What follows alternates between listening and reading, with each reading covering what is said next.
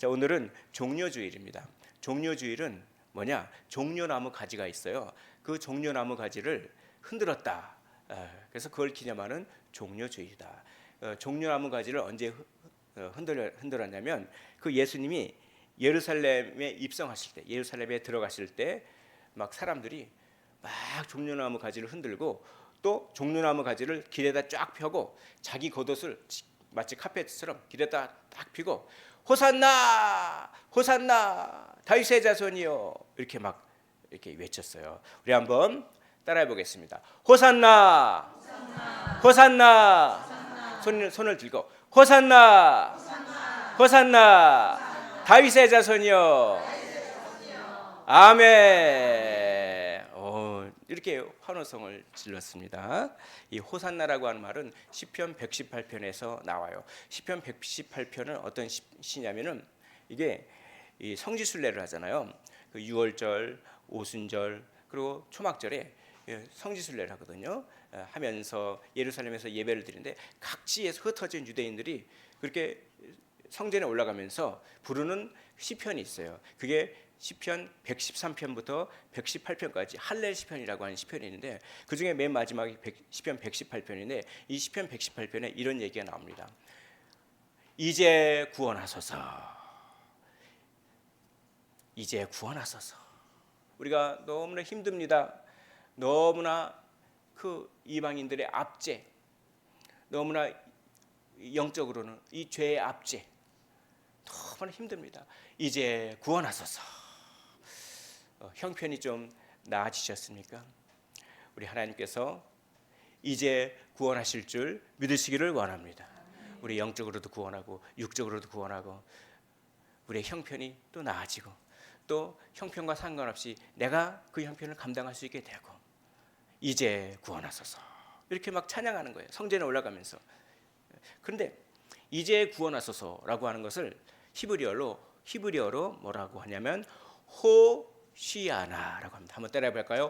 호시아나. 시작. 호시아나. 호시아나. 다시 한번 호시아나. 이 호시아나라고 하는 말이 이제 구원하소서라고 하는데 이 호시아나를 헬라어 발음으로 호산나라고 하는 거죠.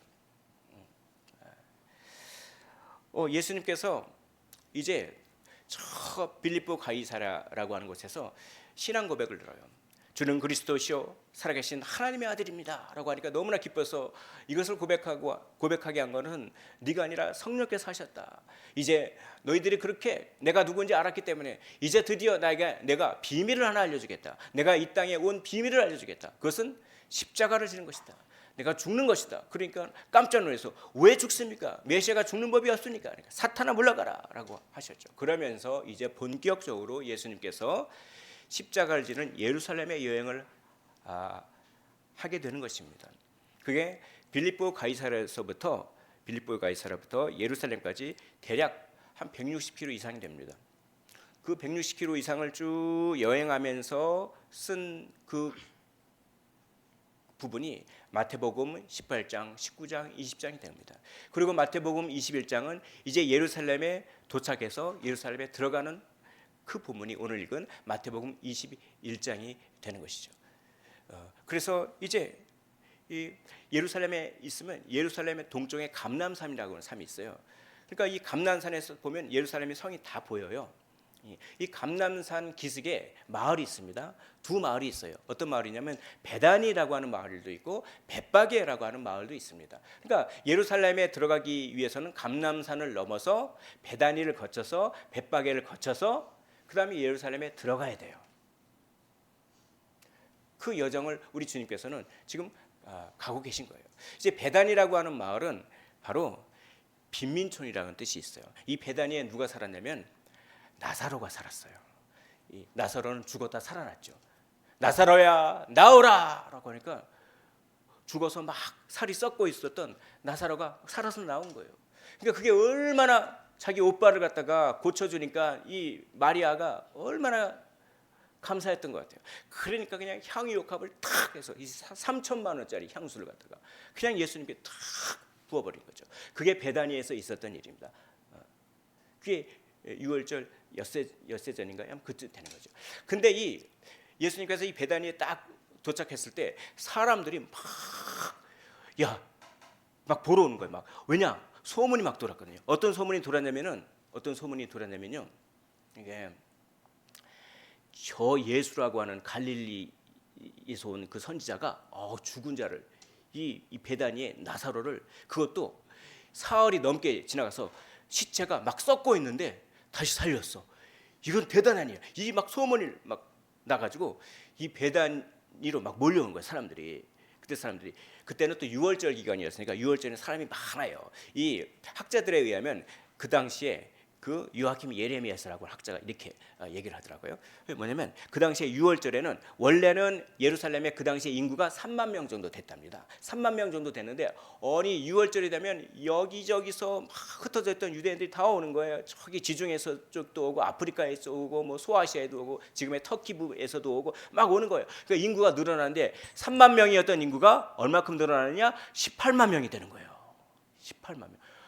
엄청나죠. 그러니까 그럼 막 무리들이 막 소문 듣고 나사로 한번 보라. 저 사람이 죽었다 살아났대.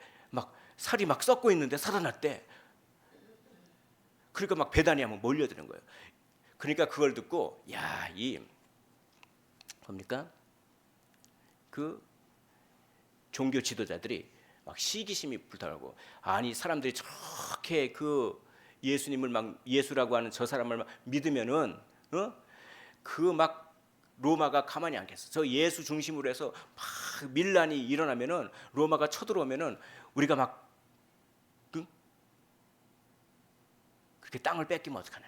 그리고 자기의 기득권이 뺏기면 어떡하냐라고 하면서 예수를 죽일 모의를 그때부터 하고 있었어요. 그렇게 베다니를 딱 거쳐서 이제 뭡니까? 벳바게로 들어가요. 벳바게. 그러니까 베다니에서 벳바기까지는 거리가 얼마나 될지 모르겠지만 한 1, 2km 상관인 것 같아요. 그런 다음에 벳바기에서 예루살렘까지는 대략 1, 2km 상관 안에 있어요.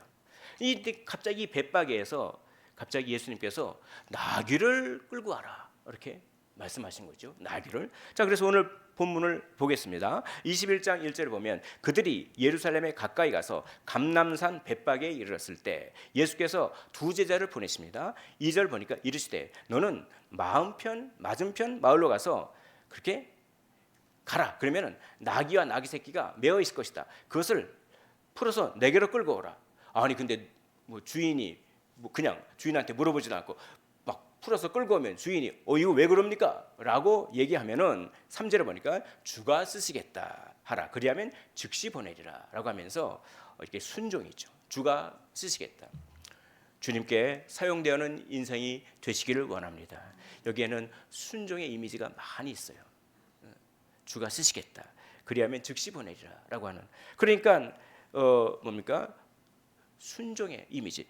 근데 예수님께서 왜 이렇게 하셨냐? 선지자의 말씀을 이루기 위하고 선지자의 말씀을 순종하기 위해서. 21장 4절 보니까 이는 선지자를 통하여 하신 말씀을 이루려 하심이라 이랬을 때 5절에 한번 우리 한 목소리로 읽어보도록 하겠습니다. 시작. 시온 딸에게 이르기를 내 왕이 내게 임하나니 그는 겸손하여 나귀 곧 멍에 매는 짐승의 새끼를 다투다 하라 하였느니라. 스가랴 9장 9절을 성취하시기 위해서. 그러니까 말씀을 성취하고 말씀을 순종하기 위해서 생뚱맞게 갑자기 나귀와 나귀 새끼를 끌고 오라. 근데 그거에 또 제자들은 또 순종하는 거예요. 그래서 6절에 보니까 제자들이 가서 예수께서 명하신 대로 우리의 이성에 조금 왜 합리적이지 못한 그런 명령도 하나님께서는 우리보다 훨씬 깊고 넓게 보십니다. 그러니까 명하신 대로 이렇게 순종하는 그 순종의 이미지가 딱 있는 것이죠. 그래서 나귀를 끌고 예수님이 나귀 타고 예루살렘에 입성하셨다라고 하는 건데 여기에는 보통 두 가지를 말해요. 나귀 타고 예수님께서 입성하셨다고 하는 것은 예수님이 평화의 왕으로 오셨다라고 하는 걸 뜻합니다. 또 예수님이 겸손의 왕이다라고 하는 것을 뜻합니다. 그 사무엘서에 보면은 왕이 있잖아요. 왕이나 왕족들이 평상시에 나귀를 타고 다녀요. 그러니까 나귀를 왕들이 타고 다니는데 언제 타고 다니냐? 평상시 때. 그 전쟁 때는 나귀 타면 안 되죠. 말 같은 거 타고 싸우겠죠. 그러니까 나귀를 타고 오셨다고 하는 것은 평화를 상징하는 겁니다. 그리고 이 나귀를 타고 온 것은 그 이 스가랴 9장 9절을 성취하신 건데, 이 스가랴 9장 9절은 또 사무엘상 그 사무엘하죠. 사무엘하 19장 20장에 보면은 이게 있어요. 그 자기 아들이 다윗을 막 죽이려고 해요. 압살롬이. 그러니까 다윗이 막 피난 갔다가 그때 나귀 타고 감람산을 넘어서 피난 갔다가 다시 나귀 타고 평화롭게 이렇게 오는 그 평화롭게 다윗 왕이 모든 전쟁을 이기고 나귀 타고 예루살렘으로 다시 복귀하는 그것을 반영하고 있는 것이 스가랴 9장 9장입니다. 그러니까 나귀 탄다 그럼 뭔가 평화예요, 평화. 그리고 이 예수님이 나귀 타셨다고 하는 것은 솔로몬과도 연관되어 있습니다. 솔로몬이 왕의 즉위식을 할 때 나중에 찾아보십시오. 열왕기상 1장을 보면은 노새를 타고 왕의 즉위식을 해요. 솔로몬이. 그러니까 이 예수님께서 나귀를 타셨다고 하는 것은 이 솔로몬을 연상시킵니다. 근데 이 솔로몬은 평화의 왕이에요. 솔로몬 시대에 이스라엘이 태평성대를 누렸죠. 평화, 전쟁이 없는 평화. 그리고 솔로몬의 이름은 샬롬이라고 하는 말에서 나옵니다. 샬롬이 솔로몬 된 거. 샬롬은 뭡니까, 여러분? 샬롬이라고 하는 히브리어는 평안을 뜻합니다. 평안. 샬롬 그럼 뭡니까? 인사죠. 평안하십니까? 이렇게 인사죠. 그러니까 이 여러 가지 거를 보면은 이걸 다 뭐 이렇게 다 기억하시면 좋겠지만 아무튼 이 나귀를 타고 온다. 그러면 평화의 왕이다 이런 뜻이죠. 또 이 나귀 특별히 나귀 새끼를 타고 온다. 이거는 겸손을 뜻하는 거죠. 겸손을. 큰 낙타나 말이나 이런 걸 타지 않고. 그리고 특별히 나귀 새끼를 타서 겸손한 것이 아니라 나귀 새끼를 타고 그렇게 입성한다라고 하는 것이 성경 말씀에 있기 때문에 나귀 새끼를 타신 거예요. 즉 겸손의 진정한 뜻은 자기를 그냥 비하하고 하는 것이 아니라 말씀을 그대로 이루고 말씀을 그대로 순종하면 겸손한 겁니다. 나귀 새끼를 타라고 했기 때문에 나귀 새끼를 타고, 만약 성경에서 다른 걸 타라고 했으면 다른 걸 타셨을 거예요. 그러니까 나귀 새끼를 탄다라고 하는 것은 겸손의 왕이다. 한번 따라해 볼까요? 예수님은 평화의 왕이십니다. 겸손의 왕이십니다. 그러므로 우리도 평화를 추구하고 겸손을 추구하기를 원합니다. 우리의 삶에 화평케 하는 직분을 감당하시기를 원합니다. 우리의 삶에서 겸손하게 말씀을 순종하고 말씀을 이루시기를 주의 이름으로 축복합니다. 근데 여기는 더 깊은 뜻이 있어요. 예수님이 나귀 새끼를 타고 온 것은 평화의 왕, 겸손의 왕인데 크게는 그건데 여기는 아주 더 깊은 뜻이 있습니다. 그 아까 말씀드렸다시피 빌립보 가이사랴에서 이 예루살렘까지 160km를 계속 도보로 걸어왔는데 그런데 뭡니까? 이제 한 1-2km 남겨두고서 왜 갑자기 나귀 새끼를 타냐 말이죠. 갑자기 몸이 피곤해서? 그게 아니죠. 이제까지 160km 걸어왔는데 뭔가 계획이 있었다는 겁니다. 의도가 있었어요. 의도가. 그리고 여기 아까 우리가 읽었지만 21장 3절에 보면 만일 누가 무슨 말을 하려거든 주가 쓰시겠다 하라. 그리하면 즉시 보내리라. 이게 뭐냐? 벌써 예수님이 그 사람하고 벌써 이렇게 얘기가 돼 있었던 것 같아요. 그것을 암시합니다. 그러니까 나귀 새끼를 타고 오는 거는 그냥 갑자기 돌발적으로 그냥 예수님께서 갑자기 기분이 좋아지셔서 나귀 새끼를 끌어와 이게 아니라 사전에 다 계획된 겁니다. 계획. 예수님 뭘 계획했을까요? 예수님은 무엇을 의도하고 있을까요? 예수님이 무엇을 계획하고 계셨는가? 예수님이 무엇을 의도하고 있는가는 그 다음 나귀 새끼를 타고 난 다음에 무리들의 반응을 통해서 우리가 유추할 수가 있어요. 무리들이 어떤 반응입니까?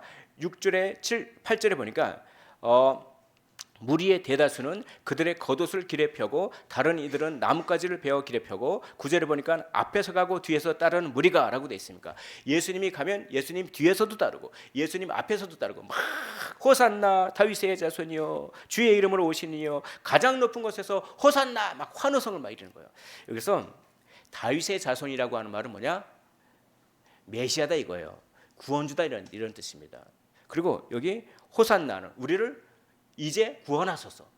또 여기 가장 높은 곳에서라고 하는 말은 뭐냐면 이 하나님께만 쓰는 표현이에요. 그러니까 그들이 기분이 너무나 좋았어요. 기분이 너무 좋아가지고 막 흥분해가지고 하나님께 쓰는 표현을 예수님께 적용합니다. 가장 높은 곳에 계신 분입니다. 당신은. 그들은 예수님이 하나님과 동등대문이라고 하는 오늘날 우리가 아는 기독론을 알지는 못했겠죠. 그런 조직신앙을 알지 못하겠죠. 그러나 본능적으로 그렇게 고백하는 겁니다. 왜냐? 너무나 기분이 좋아서. 그들은 왜 기분이 좋았을까요? 드디어 이제 저분은 내가 갈릴리에 살았을 때 저분은 죽은 자도 살리고 병도 고치고 그 5천 명을 먹이고 막 무리를 거르고 저분은 능력이 있어. 야, 이제 드디어 저분이 왕으로서 이제 개선장군으로서 역할을 해서 이제 가서 로마를 무찌르고 우리를 로마의 압제에서부터 우리를 독립시켜주는 그런 일을 드디어 하겠구나라고 하니까 흥분 막. 그러니까 우리가 8.15 해방될 때 대한독립 만세 부르듯이 막 그렇게 막. 근데 예수님은 오해한 거죠. 예수님은 그런 의미의 구원주가 아니라 우리를 죄의 세력에서 구원하시는 그런 분인데 그들은 예수님을 정치적이고 군사적인 메시아로 오해했습니다. 아무튼 막 이렇게 막 환호해요. 환호한데 여기서 우리가 이걸 알아야 돼요. 여기서 이 무리들은 예수님을 따르는 무리들은 갈릴리 출신들입니다. 대부분. 예수님이 이렇게 빌립보 가이사랴서부터 예루살렘으로 올 때 그때 유월절 기간이었거든요. 그러니까 사람들이 성지 순례를 오려고 다 뭡니까? 예루살렘으로 와요. 그러니까 예수님이 올 때 예루살렘에 올 때 예수님의 일행 중에서 갈릴리 사람들이 많이 따랐어요. 그리고 예수님이 이제 그 여리고에 딱 도착했을 때 요단강을 넘어서 여리고에 도착했을 때 이 마태복음에 보면 이런 얘기가 납니다. 두 맹인을 이렇게 고쳐주기 전에 두 맹인을 고쳐주기 전에 마태복음 20장 29절에 그들이 여리고서 떠나갈 때 큰 무리가 예수를 따르다. 예수님을 따르는 큰 무리가 미리 여리고에 도착했던 큰 무리가 예수님을 또 따르는 거예요. 성지순례. 그리고 요한복음 12장에 보면은 예수님이 예루살렘에 도착하기 전에 미리 도착했던 그 갈릴리 사람들이 있었을 거예요. 그들이 예수님이 도착한다고 그걸 듣고 막 예수님을 맞이하며 나오는 거예요. 그러면서 호산나 막 그런 거예요. 그러니까 여기 무리는 예수님을 십자가에 못 박아라, 예수님을 십자가에 못 박아라, 예수님을 십자가에 못 박아라 했던 무리가 아니에요. 그 무리는 예루살렘 출신 무리고 여기에 예수님을 호산나라고 하면서 찬양하고 환호했던 무리는 어떤 무리냐? 갈릴리 출신의 무리입니다. 근데 그때 당시 그 예루살렘 사람들은 갈릴리 사람들을 되게 이방인 취급했어요. 되게 뭡니까? 막 업신여겼어요. 그래서 나다네엘 같은 그 제자도 나사렛에서 무슨 선한 것이 나오냐 이렇게 얘기했죠. 요한복음 1장에 보면 나옵니다. 그러니까 갈릴리에서 무슨 선지자가 얼마나 대단하길래 그래? 막 그러면서 막 소동이 일어나는 겁니다. 막 호산나 그러니까 저 갈릴리 사람. 근데 왜 그들이 갈릴리 사람이라는 거를 그 예루살렘 사람들이 알았을까요? 사투리. 그러니까 베드로가 갈릴리 사투리를 쓰니까 뭡니까? 갈릴리 사투리를 쓰네. 네가 저 예수랑 같이 다니던 사람 맞지? 그러니까 아니야 막 세 번 부인할 때 그러잖아요. 그러니까 그 막 갈릴리 사투리를 막 쓰니까 예루살렘 사람들이 보고 저 갈릴리 사람들이 갈릴리 저 이방인 같은 사람들이 거기서 무슨 선한 선지자가 나와? 그러면서 막 소동을 일으키는. 자, 이걸 그러니까 이렇게 굉장히 갈등. 자, 여기 보겠습니다. 10절 우리 한 목소리로 10절과 11절을 우리 한 목소리로 읽어보도록 하겠습니다. 자, 시작. 예수께서 예루살렘에 들어가시니 온 성이 소동하여 이르되 이는 누구냐 하거늘 무리가 이르되 갈릴리 나사렛에서 나온 선지자 예수라 하니라.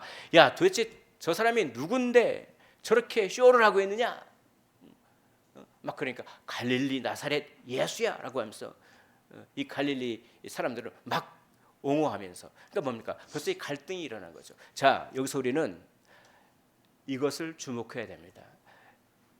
예수님은 갈등을 염두에 두셨어요.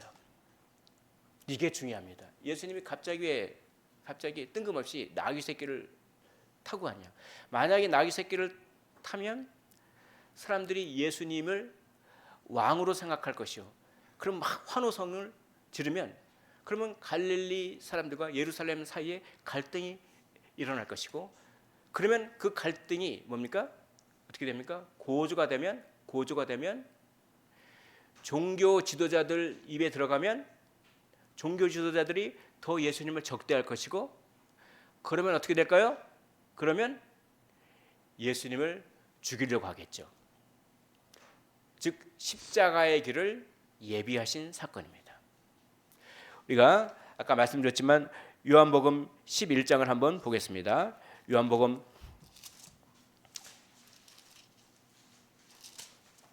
11장 47절부터 50절 화면을 띄우시고 제가 한번 읽어보겠습니다.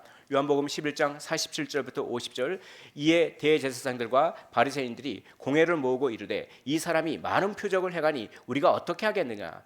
만일 그를 이대로 두면 모든 사람이 그를 믿을 것이요 그리고 로마인들이 와서 우리 땅과 민족을 빼앗아 가리라 하니 그 중에 한 사람 그 해의 대제사장 가야바가 그들에게 말하되 너희가 아무것도 알지 못하노다. 한 사람이 백성을 위하여 죽어서 예수를 죽이라는 얘기입니다. 한 사람을 희생양 삼으라는 말입니다. 죽어서 온 민족이 망하지 않게 되는 것이 너희에게 유익한 줄을 생각하지 아니하는도다 하였으니, 벌써 예수님이 예루살렘에 입성하기 전에 나사로를 죽였다고 하는 소리를 듣고도 벌써 이렇게 죽일 생각을 하고 있어요. 또 아까 말씀드렸다시피 요한복음 12장 9절부터 11절을 보겠습니다. 요한복음 12장 9절부터 11절을 보면 유대인의 큰 무리가 예수께서 여기 계신 줄 알고 오니 이는 예수만 보기 위함이 아니요 죽은 자 가운데서 살리신 누구도요 나사로도 보려 함이러라. 대제사장들이 나사로까지 죽이려고, 이제는 나사로 때문에 뭡니까? 예수님을 많이 믿으니까 나사로까지 예수님을 죽이는 것뿐만 아니라 나사로까지 죽이려고 모의합니다. 11절 보니까 나사로 때문에 많은 유대인이 가서 예수를 믿음이러라 라고 하는 것입니다. 예수님은 이런 상황을 파악하셨겠죠. 지금 그렇지 않아도 예수님을 죽이려고, 나사로 사건 때문에 예수님을 막 죽이려고 하는데, 그런데 여기서 갈릴리 무리들이 예수가 구원주라고 막 환호성을 벌이고 소동을 일으키면 어떻게 될까요? 종교 지도자들이 그걸 듣고 더 죽이려고 하겠죠. 예수님은 일부러 갈등을 유도하신 것입니다. 갈등을 유도하셔서 십자가의 길로 향하신 것입니다. 이걸 우리가 알아야 돼요. 예수님이 힘이 없고 막 도망다니다가 어쩔 수 없이 붙잡혀서 십자가를 지신 게 아니라, 예수님은 십자가를 적극적으로 지셨다. 우리가 십자가를 적극적으로 지기를 원합니다.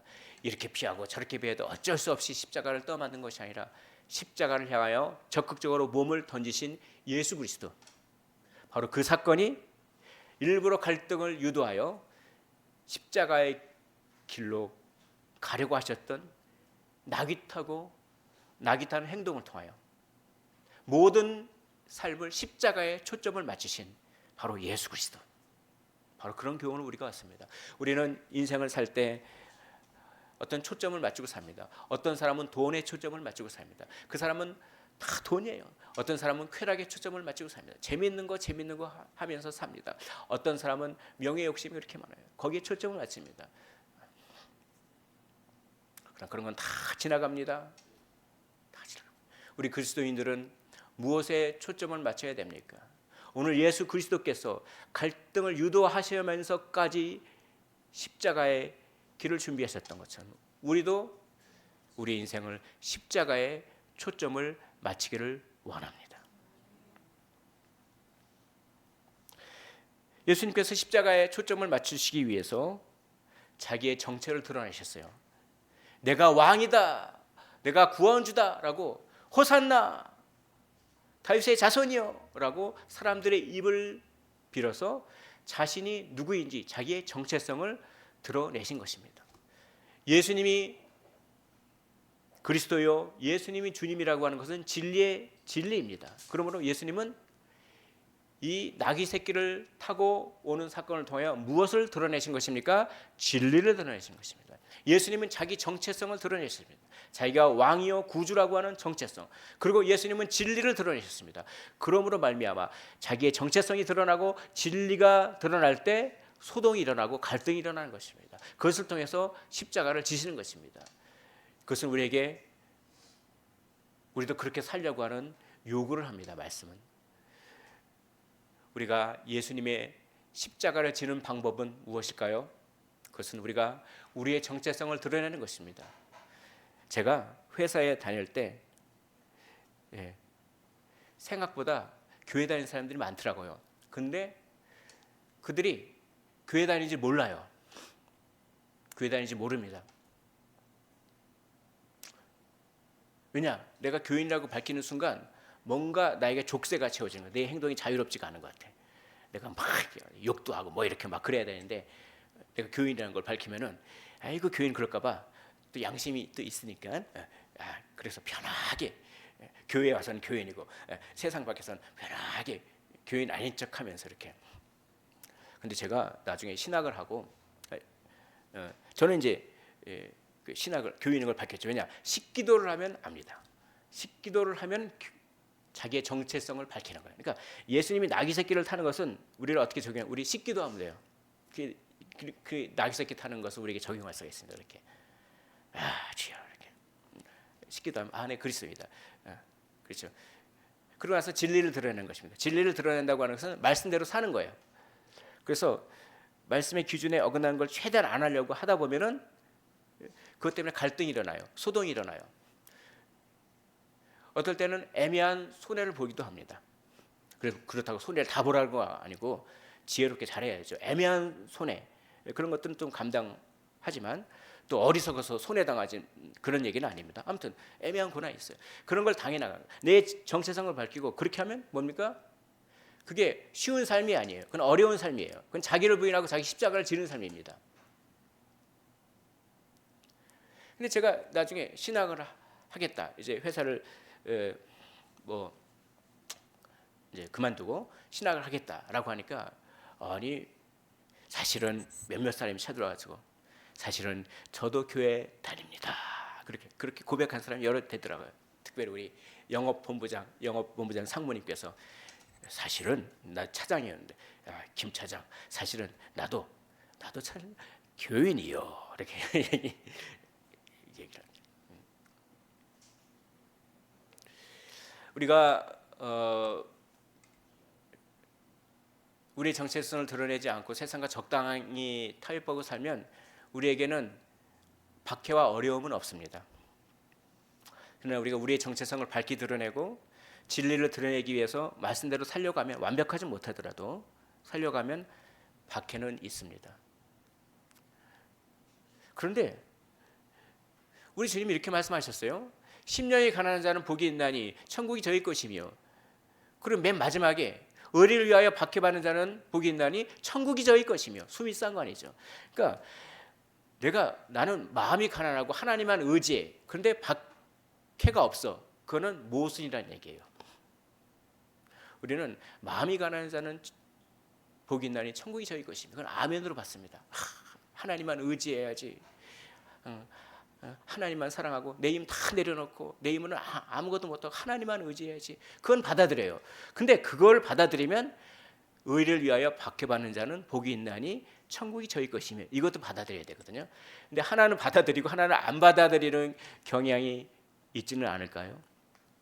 그것은 모순입니다. 그것은 거짓 믿음이라고 할 수 있습니다. 한번 돌아보십시오. 우리의 삶에 내가 그리스도인임이 드러나 있습니까? 진리를 드러냅니까? 내 정체성을 드러냅니까? 우리가 조금 어렵더라도 내 정체성을 드러내고 내가 좀만 잘못하면 저희 교회 다니는 사람 이렇게 욕하면 어떡하지? 그런 거 두려워하지 마십시오. 그리고 좀 잘못하면 사과도 하고 그리고 최대한 말씀대로 행하려고 하면 나중에 어떻게 되냐면 나중에 인정을 받습니다.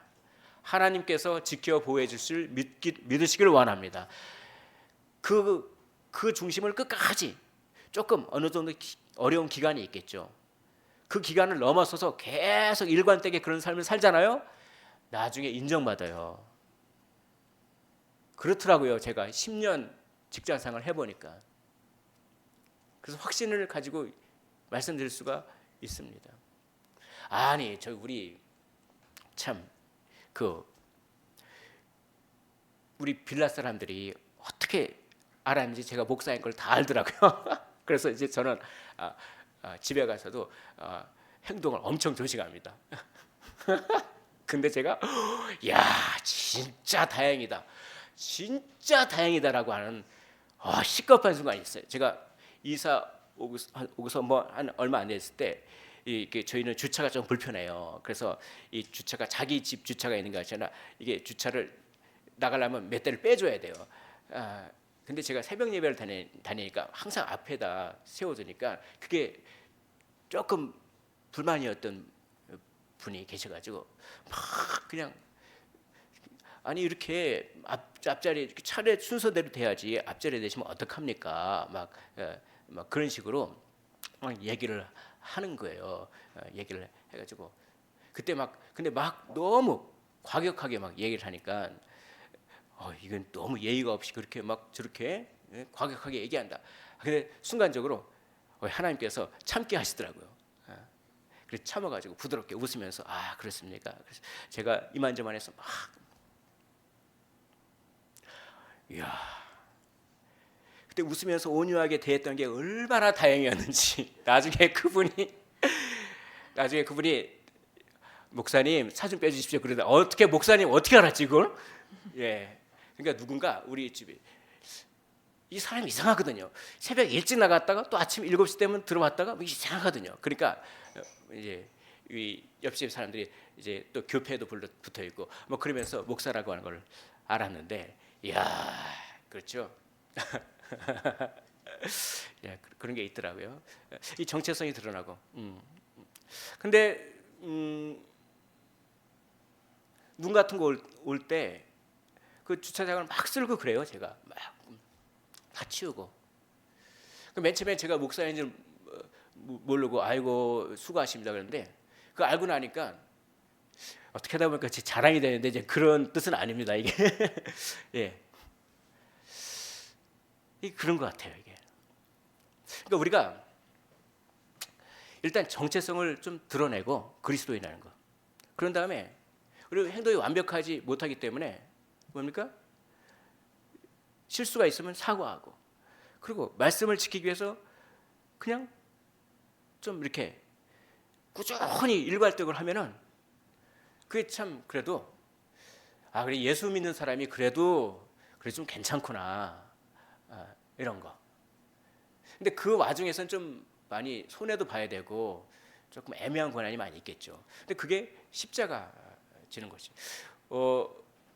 주위의 그 이웃들이 여기 계신 분들이 예수님을 믿는 그리스도인인 것을 이웃들이 혹시 알고 있습니까?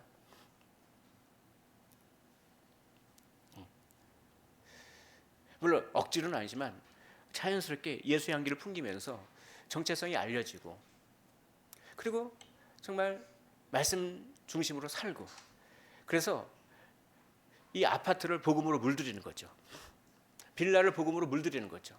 직장을 복음으로 물들이는 거죠. 그게 바로 십자가에 초점을 맞추는 예수 그리스도의 삶이 아닐까 한번 생각을 해봤습니다. 그게 너무나 힘들죠. 우리가 십자가를 사랑하기를 원합니다. 사랑하면 용기가 생깁니다. 용기가 생기면 행동하게 돼 있습니다. 여러분 십자가를 지려고 생각하지 마시고 십자가를 사랑하십시오. 십자가를 사랑하는 방법은 십자가가 아름답게 느껴져야 됩니다. 우리가 꽃을 보고 꽃이 아름다우면 꽃을 사랑하게 됩니다. 그리고 꽃을 찾아서 이렇게 저렇게 돌아다닙니다. 마찬가지로 십자가를 보면서 십자가에서 아름다움을 느낀다고 하는 것은 십자가가 가치 있게 느껴진다고 하는 것입니다. 십자가에서 가치와 아름다움을 느끼면 십자가를 사랑하게 되고 그 십자가를 따라가게 되는 것입니다. 우리는 어려운 삶을 삽니다. 우리는 괴로운 삶을 삽니다. 왜 우리가 어려운 삶을 살고 괴로운 삶을 삽니까? 왜 저 사람이 나를 서운하게 하고 왜 전쟁이 일어나고 왜 아둥바둥 이래야 겨우 먹고 삽니까? 성경은 우리 고통의 원인을 죄라고 합니다. 그 죄의 문제를 해결하는 방법은 예수 그리스도의 십자가인 것입니다. 그게 얼마나 가치가 있습니까? 얼마나 아름답습니까? 나의 죄를 예수님께서 대신 다 짊어지시고 마치 빚보증 섰듯이 빚은 내가 지고 갚는 건 다른 사람이 갚지 않습니까? 법적으로는 마치 죄는 내가 지지만 그 죄의 책임, 사망이라고 하는 죄의 책임을 예수님이 다 짊어지셔서 나는 사망이 없다. 예수 믿는 순간 나의 죄는 다 예수님께 책임 전가되고 예수님의 순종이 온전히 나에게 전가돼서 내가 온전히 순종한 것처럼 하나님께서 간주해 주신다, 여겨 주신다라고 하는 이 십자가가 얼마나 숭고하고 얼마나 가치 있고 얼마나 위대하고 얼마나 나에게 자유함을 주고 내가 자책감, 죄책감에 잡힐 필요가 없고 나는 존귀한 하나님의 자녀이기 때문에 누구의 인정을 바랄 필요도 없고 라고 하는 자유를 주는 이 십자가의 위대한 가치, 이 아름다운 가치, 이 아름다움, 이것을 경험하실 때 십자가를 사랑하고 십자가에 초점이 맞춰지는 삶을 살게 되는 것입니다. 오늘 종려주일 우리가 예수님께서 십자가에 초점을 맞추는 삶을 걸어갔듯이 우리도 십자가에 초점을 맞추는 삶을 걸어가기 위해서 십자가를 사랑하시고 나의 정체성을 드러내시며 그리고 진리를 드러내시는 삶을 통해서 복음을 전파하시기를 주의 이름으로 축원을 드립니다.